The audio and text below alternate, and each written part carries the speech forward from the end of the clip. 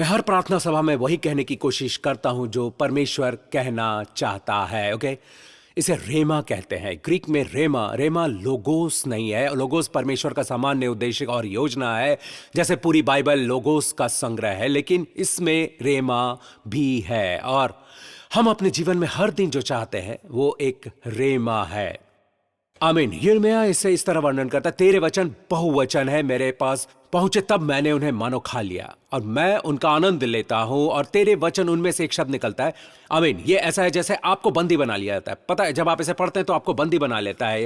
ये कहता है मुझे बार बार पढ़ो, और ये एक ऐसे शब्द की तरह है जो मेरे लिए ओरेमेन की तरह प्रकाशित होता है, फिर ये आपको बंदी बना लेता है। और यही वचन है जो परमेश्वर ने आपके लिए रखा है। ये रेमा वचन है जो परमेश्वर ने उस दिन आपके लिए रखा है। नीति वचन की पुस्तकों से इसे आजमाएं। आमीन। अपने नीति वचन की पुस्तक में 31 अध्याय है। आज 3 तारीख है, राइट। नीति वचन के 3रे अध्याय निकालें और उसे पढ़ें। आप उससे तब तक पढ़ें जब तक आप एक बात प्रकाशित ना हो, एक बात आपसे बात ना करें, फिर आप रुकिए और दोबारा पढ़ें। आमीन। आपको लगता है कि बाइबल पढ़ रहे हैं, ये आपको पढ़ रही है, ये आपसे बात करती है। आमीन। परमेश्वर उसके वचन का उपयोग करता है और हम शिक्षकों, बाइबल शिक्षकों के लिए परमेश्वर को धन्यवाद देते हैं, जिनमें से निश्चित रूप से आपका ये पास्टर है। आमीन। और संसार भर में बाइबल के शिक्षक है और ये मसीह के शरीर को मिला परमेश्वर का एक दान है। फिलिपुस से याद है, उसे कूश देश के खोजे के पास भेजा गया था और खोजा वास्तव में बहुत अधिकार संपन्न व्यक्ति था। सिर्फ अधिकार ही नहीं, आप बाइबल पढ़ें, उसमें लिखा है वो मंत्री था। वो कूशियों की रानी कंदाके का मंत्री और खजांची था और वो एक धर्मांतरित व्यक्ति है।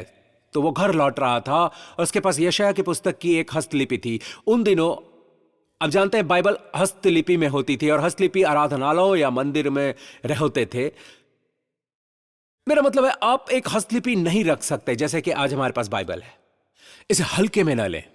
यह बहुत अमीर व्यक्ति ही एक हस्तलिपि खरीद सकता था, तो जाहिर है उसके पास एक हस्तलिपि है। वो अपने रथ पर बैठा हुआ था और बेशक उसके पास लोग हैं, उसके सेवक, उसके रथ को चलाने के लिए। वो यशायाह की पुस्तक पढ़ रहा था। वो हमारी बाइबल में यशायाह 53 के उस हिस्से पर पहुंचा। उसके पास एक हस्तलिपि है, उसे पढ़ने के लिए हस्तलिपि खोलनी पड़ी और वो उस हिस्से पर पहुंचा जहां लिखा है, निश्चय उसने हमारे रोगों को सह लिया और हमारे ही दुखों को उठा लिया। हमारी ही शांति के लिए उस पर ताड़ना पड़ी कि उसे कोड़े खाने से हम लोग चंगे हो जाएंगे। वो हमारे ही अपराधों का कारण घायल हो गया। राइट। उसने वो सब पढ़ा और फिर वो मन ही मन सोच रहा था कि ये व्यक्ति कौन है।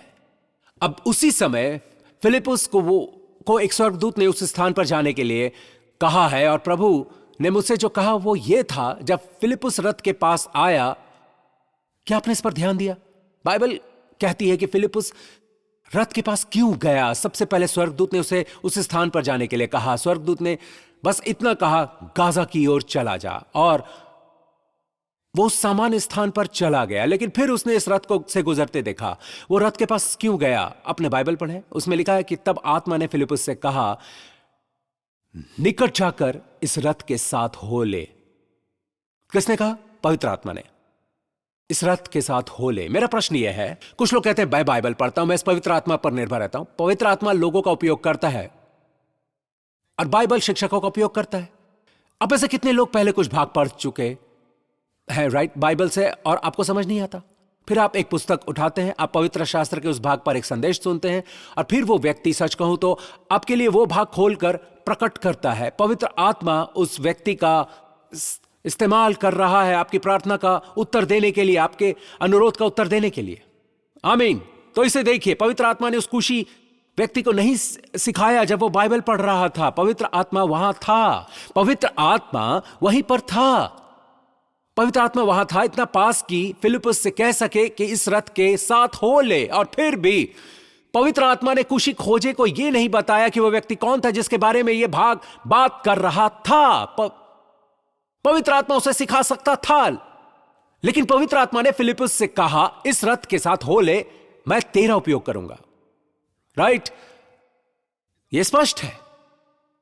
पवित्र आत्मा ने फिलिपुस का उपयोग किया। तब फिलिपुस ने पूछा, तो क्या पढ़ रहा है? उसने कहा, तू जो पढ़ रहा है क्या उसे समझता भी है? उसने कहा, जब तक कोई मुझे न समझाए तो मैं कैसे समझूं। और फिर फिलिपुस उसके साथ रथ पर सवार हुआ और फिलिपुस ने पवित्र शास्त्र से यीशु के बारे में बताया। तो मैं चाहता हूं कि आप उसे देखें। अब जानते हैं इससे आपको मदद मिलती है, क्योंकि अगर आप बिना किसी मार्गदर्शक के अकेले बाइबल का अध्ययन करते हैं तो आप उन चीजों को पढ़ना चाहेंगे जो आपको पहले से ही पता है, लेकिन आप उन्हें पढ़ना चाहते हैं, आपके पसंदीदा शास्त्र भाग। जबकि अगर कोई शिक्षक है तो एक शिक्षक आपको उन सभी जगहों पर ले जाता है और उनमें से सुसमाचार बताता है। ओके, अब आप बाइबल शिक्षकों को इस तरह देखते हैं। एक बात जो मैं आपके साथ साझा करना चाहता हूं, मुझे पता है कि मैंने इससे पहले भी साझा किया, लेकिन मैं इसे एक नए तरीके से प्रस्तुत करने जा रहा हूं। मुझे विश्वास है कि आपकी मदद करूंगा। इम्माउस के मार्ग का अनुभव को देखें। आप में से कुछ लोगों ने इसे पहले पढ़ा है, मैं इसे पिछले हफ्ते पढ़ा था जब आपको अप मिला था, लेकिन उस दिन क्या हुआ उस पर गौर करें। अब उनमें से 2 जन यीशु ने पुनरुत्थान के दिन, जब यीशु मरो में से जी उठा, आप कल्पना कीजिए कि अगर आप मरो हुए में से जी उठे, आप अभी अभी मरो हुए में से जी उठे, आपकी प्राथमिकता क्या होगी? मैं 2 ऐसे लोगों के साथ चलूंगा जो निराश हैं। बात यही है, उसी दिन उनमें से 2 जन जा रहे थे। उसी दिन, अगर आप इसके पहले वचन पढ़े तो ये वही दिन है जब यीशु में मरे हुए से जी उठा। आमीन। तो वे इम्माउस नामक के गांव को जा रहे थे। इम्माउस का मतलब है गर्म स्नान, जैसे सोना, गर्म स्नान, ऑलराइट, जो यरूशलेम से कोई 7 मील की दूरी पर था। वो इन सब बातों पर जो हुई थी, आपस में बातचीत करते जा रहे थे। वैसे उन्होंने इम्माउस का पता लगा लिया है। इम्माउस के कुछ दावेदार हैं, लेकिन 7 मील का इम्माउस खोज निकाला गया है। जोसेफ ने वास्तव में इसके बारे में बात की थी और यह ठीक 7 मील है। ओके, वे इन सब बातों पर जो हुई थी आपस में बातचीत करते जा रहे थे। संभवतः वे पति पत्नी थे। ओके, और वे पुनरुत्थान के दिन पैदल निकले थे और वे जो हुआ उसके बारे में बात कर रहे थे। और बाइबल कहती है जब वे बातचीत और तर्क वितर्क कर रहे थे तो यीशु आसपास आकर उनके साथ हो लिया, परंतु उनकी आंखें ऐसे बंद कर दी गई थी कि उन्हें पहचान न सके। उसने उनसे पूछा, ये क्या बातें हैं जो तुम चलते चलते आपस में करते हो? वे उदास से खड़े रह गए। तो वे उससे कहने लगे, क्या तू परदेसी है? क्या तुझे नहीं पता इन दिनों में क्या क्या हुआ? हर कोई इसके बारे में बात कर रहा है। अब ये यरूशलेम ट्रिब्यून की मुख्य खबर है और वे कहते हैं कि नासरत का यीशु, मेरा मतलब है वो हर तरह के चमत्कार करता है। हमने सोचा नीचे आए। उसने कहा, हमें आशा थी कि यही इज़राइल को छुटकारा देगा। अब जब भी मैं ये कहूंगा और ये आपकी मदद करेगा। ओके, ये वास्तव में आपकी मदद के लिए है। हम सभी के साथ सबसे बड़ी समस्या यह है कि हम इतनी आसानी से अपने बारे में सचेत क्यों हो जाते हैं? शर्मीले, गुस्सैल, कड़वे। लगता है हमें हकदारी का एहसास है। हम ऐसा क्यों करते हैं? जानते हो, क्योंकि हम बहुत ज्यादा आत्म केंद्रित हैं। हम इसलिए आहत होते हैं क्योंकि हम बहुत ज्यादा आत्म केंद्रित हैं। हम नहीं जानते कि खुद को कैसे आजाद करें। हम हर समय अपने बारे में सोचते रहते हैं। हमारे मन और विचारों में आने वाला हर छोटा सा दर्द, हर छोटी सी बेचैनी दिखाती है कि हम बहुत आत्म केंद्रित हैं। और बाइबल का पूरा उद्देश्य आपको इससे मुक्त करना है और आपको मसीह, उसकी सुंदरता और महिमा से भर देना है। आमीन। कुएं पर खड़ी उस स्त्री की तरह वो भी आत्म केंद्रित थी। वो दोपहर के समय क्यों आई जब सूरज इतना तप रहा था? आप में से कई लोग इजराइल जा चुके हैं, राइट, खासकर गर्मी के दिनों में। वाओ, मैं आपको बताता हूं, दोपहर के समय वह बहुत गर्मी होती है और बाइबल में समय वर्णित है। तो वो वहां तक आई जब बहुत गर्मी पड़ रही थी। ज्यादातर औरतें सुबह सुबह या देर शाम कुएं पर पानी भरने जाती थी, लेकिन वो दोपहर में आई और यीशु मार्ग का थका हुआ उस कुएं पर बैठा था। और यीशु ने जो शब्द कहे उन्हें गिने, वे सिर्फ 7 शब्द थे। ऑलराइट, सिर्फ 7 शब्द। उनमें से एक औरत कहती है, हम जानते हैं कि जब मसीह आएगा तो वो हमें सब कुछ बताएगा। यीशु कहते हैं, मैं जो तुझसे बोल रहा हूं वही हूं। ओके, अब वो बैठ गया और बाइबल कहती है कि वो थका हुआ था। मत बोलो, वो एक मनुष्य के रूप में आया था। आमीन। इस मनुष्य में संपूर्ण ईश्वरत्व है। ओके, उसमें ईश्वरत्व के सभी खजाने छिपे हैं, लेकिन फिर वो स्वयं को परमेश्वर के रूप में प्रकट करने नहीं आया। वचन देहधारी हुआ। आप, वचन परमेश्वर था और वचन देहधारी हुआ, इसीलिए वो पूर्णतः मनुष्य बनकर आया, पाप रहित। आमीन। लेकिन थका हुआ, हां, पाप से उसे कोई लेना देना नहीं। वो मनुष्य बनकर आया इसलिए वो थका था। हर रात वो सोता था, बिल्कुल हम सबकी तरह। ये पाप नहीं है, यह मनुष्य बनना है। आमीन।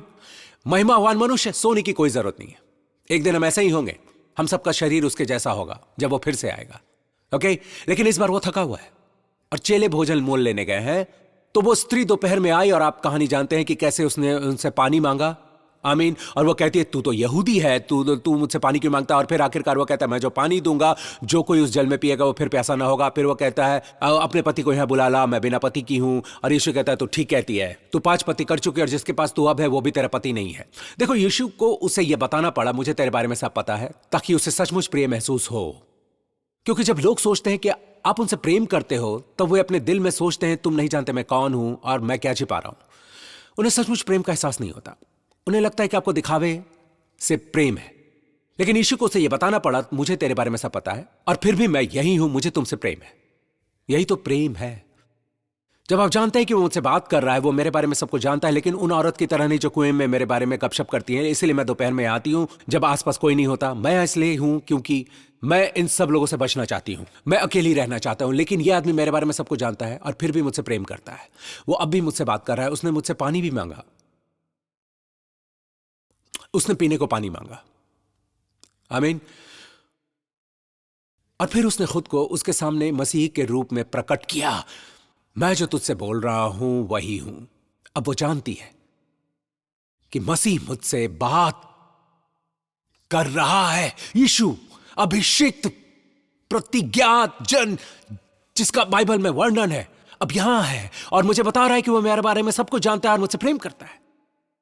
प्रेम 1 कुरिन्थियों 13, प्रेम हर व्यक्ति की भलाई चाहता है। हमारी स्वाभाविक प्रवृत्ति सबसे बुरी चीज पर विश्वास करने की होती है। कुछ हुआ, जो व्यक्ति इसमें शामिल है मुझे पता है आप ही हैं, और यह बहुत अनुचित है। हाल ही में मेरे बेटे की अपने पिता, मां और बहन के साथ एक बैठक हुई। वो 12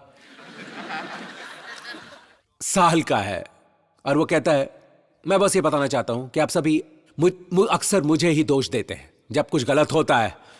वो सबसे छोटा है, राइट? तो वाह उस उम्र में पहुंच गया जब वो अपनी बात कह सकता है। और मैंने कहा कब? मैंने ऐसा कब किया? हाँ पता है, उस दिन हम साथ में बाहर गए थे, हमने सोयाबीन खरीदी थी, राइट? आपने सोयाबीन का एक पैकेट लिया, राइट? और मैंने एक और पैकेट लिया, याद है? हम एक साथ टॉयलेट गए थे, ओके?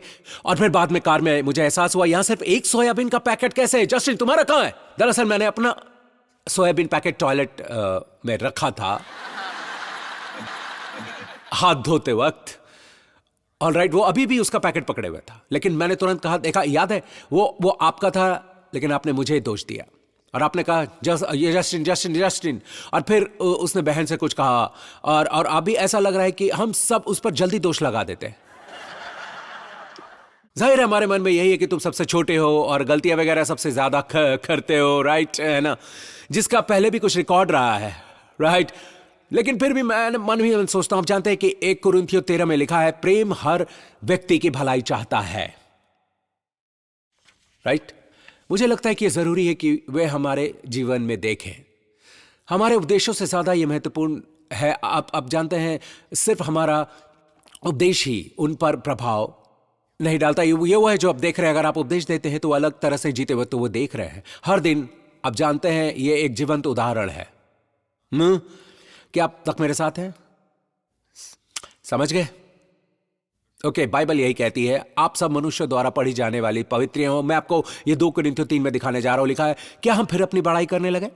ये पौलुस लिख रहा है। पौलुस कहता है क्या मुझे मेरी बड़ाई करने की जरूरत है, या हमें अन्य लोगों के समान सिफारिश की पत्रियां तुम्हारे पास लानी या तुमसे लेनी है? देखो, जब मैं किसी खास जगह जाना चाहता हूं तो क्या मुझे अब सबसे अपने बारे में सिफारिश पत्रियों की जरूरत है? तो मैं तुम्हारे पास सिफारिश पत्रियां लेकर आया हूं, इस विशिष्ट व्यक्ति से, इस रोमी सूबेदार से, इस व्यक्ति से, उस व्यक्ति से। क्या मुझे इसकी जरूरत है? अन्य कलीसियाओं के पास्टर से आपका स्वागत से पहले मुझे ये सब इकट्ठा करना होगा। पौलुस कहता है क्या हमें अन्य लोगों के समान सिफारिश की पत्रियां तुम्हारे पास लानी या तुमसे लेनी है? हमारी पत्री तुम ही हो जो हमारे हृदयों पर लिखी हुई हो, और हमें उस सब मनुष्य पहचानते हैं और पढ़ते हैं। मुझे पसंद है। आप जानते हैं वो क्या कह रहा है दोस्तों? क्या आप जानते हो मेरी सेवकाई लोगों के लिए क्या टिप्पणी करती है? जब वे आपकी ओर देखते हैं, आप जीवित पत्रियां हैं। देखिए, हम सब अपनी बाइबल पढ़ते हैं और परमेश्वर को धन्यवाद कि हमारे पास इस डिजिटल बाइबल यहां तक पहुंचे, जो मुझे विश्वास है कि आप सभी को अद्भुत तरीकों से आशीषित करेगी। यह आने वाले दिनों में आशीषित करती रहेगी, यहाँ आने वाले दिनों में देती रहेगी। ये कुछ ऐसा होगा जिसका अनुसरण आपके बच्चे करेंगे और आने वाले वर्षों में उस भाव पर आपके द्वारा लिखे गई बातें भी पढ़ेंगे। I mean, right? लेकिन आप जानते हैं कि आपके दोस्त, आपके सहकर्मी, आपके स्कूल के दोस्त और बाकी सब बाइबल नहीं पढ़ते, लेकिन आप जानते हैं कि वे क्या पढ़ते हैं? वे आपको पढ़ते हैं, वे आपको पढ़ते हैं।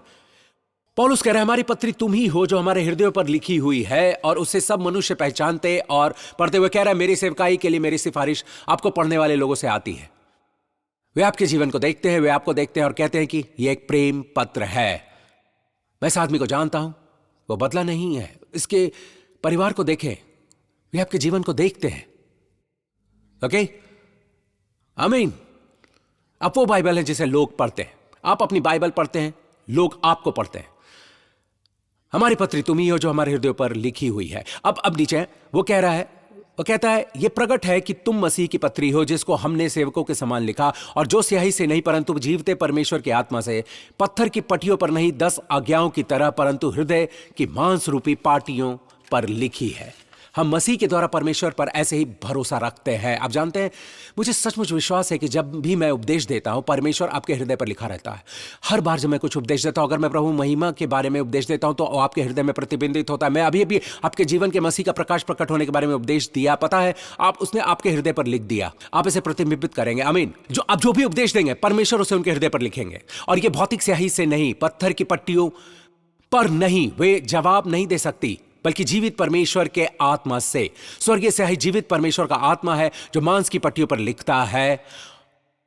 और फिर संसार आपको पढ़ सकता है। संसार कहता है, मुझे नहीं पता ये क्या है, लेकिन तुम सब में कुछ तो है। हर बार जब आप मेरे बुटीक में आते हो, मुझे नहीं पता कि ये क्या है, पर आपको आते रहना चाहिए। आप, क्योंकि उसके बाद बहुत सारे लोग आते हैं। जिस दिन सुबह आप आते हो, पूरे दिन लोग आते रहते हैं। मुझे नहीं पता ये क्या है, लेकिन कृपया आते रहे। आप एक खाली रेस्टोरेंट में जाते हो, अचानक लोग अंदर आने लगते हैं। जाग जाएं और महसूस करें कि यह हो रहा है। और इसलिए ऐसा है क्योंकि आप अंदर आए थे।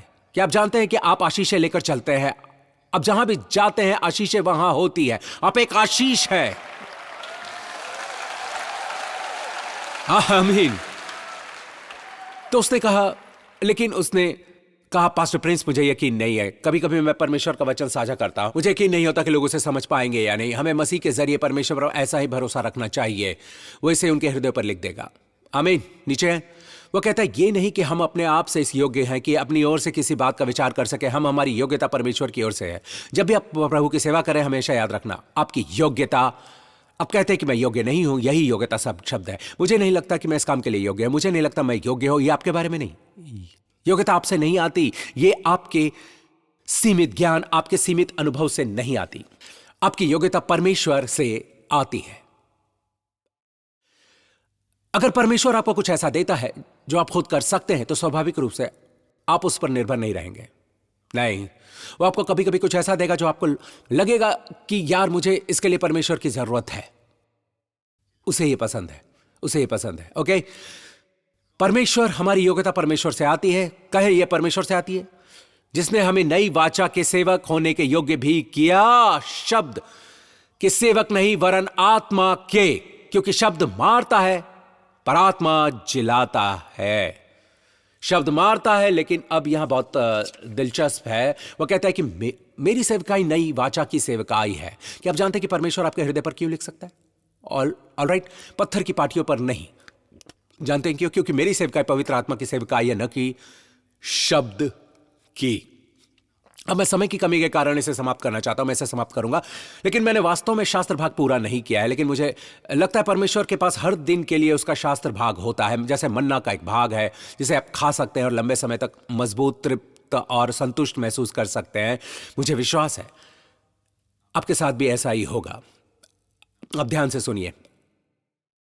आजकल कुछ शिक्षक आपको बता रहे हैं कि बाइबल पढ़ते समय आपको सावधान रहना चाहिए। ऑलराइट, कि आपको सिर्फ शब्द नहीं पढ़ने हैं, बल्कि जीवन देने वाला आत्मा होना चाहिए। और ये शब्द सिर्फ शब्द है, ऑलराइट, लेकिन आत्मा जीवन देता है। मैं आपको बता दूं, ये बाइबल का गलत लागूकरण है। शास्त्र वचन ईश्वर प्रेरित है।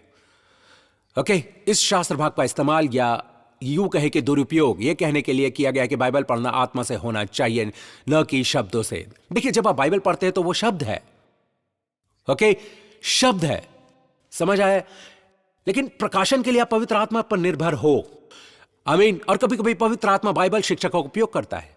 चाहे आप कोई पुस्तक पढ़ो, कोई उपदेश देखो, वो उनका उपयोग करता है, राइट?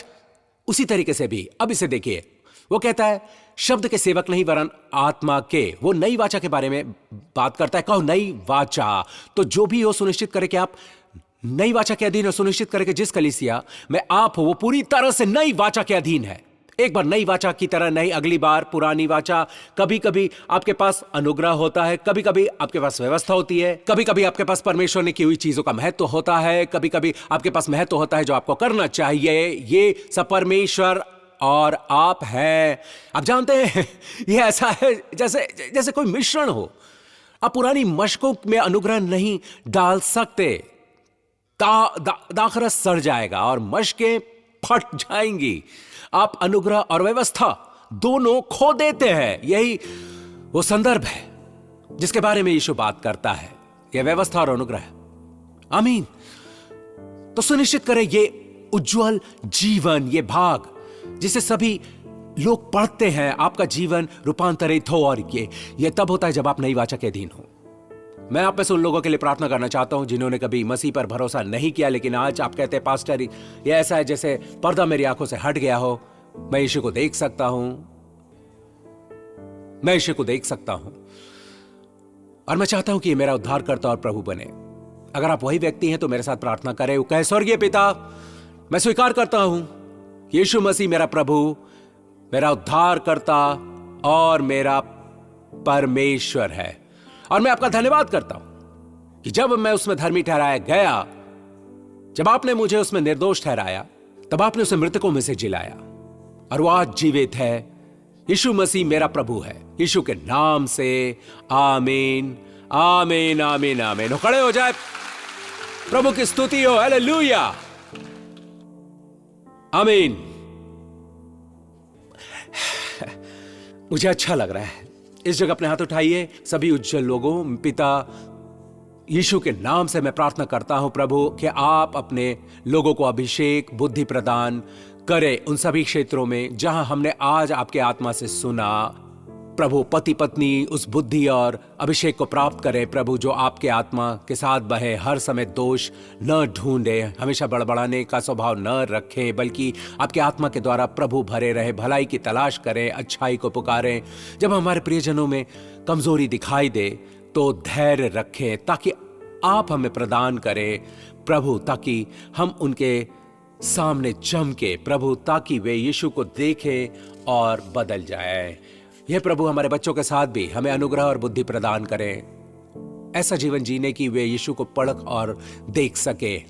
हे प्रभु, भले ही वे बाइबल न पढ़े, वे हमें पढ़ सकें प्रभु और हमारी तरह जीने के लिए प्रेरित हो सके। धन्यवाद पिता। महान प्रभु, मैं मुख्य रूप से प्रार्थना करता हूं घर के प्रत्येक मुखिया के लिए प्रभु, और फिर सभी पत्नियों के लिए प्रभु, और जीवन साथियों के लिए, और सभी माता पिता के लिए, और उनके बच्चों के लिए भी प्रभु, कि वे आपकी महिमा के लिए उज्जवल हों प्रभु। इस पूरे सप्ताह आप सभी की हर हानि और खतरे से, अंधकार की सभी शक्तियों से और दुष्ट की सभी शक्तियों से रक्षा करें। आप हमेशा मसीह से भरे रहें और स्वयं को केवल उसी में पाए जो सबकी पूर्णता है, यीशु के नाम से। और सभी लोगों ने कहा, और सभी लोगों ने कहा आमीन। प्रभु आपको आशीषित करें। हम आपसे फिर मिलेंगे।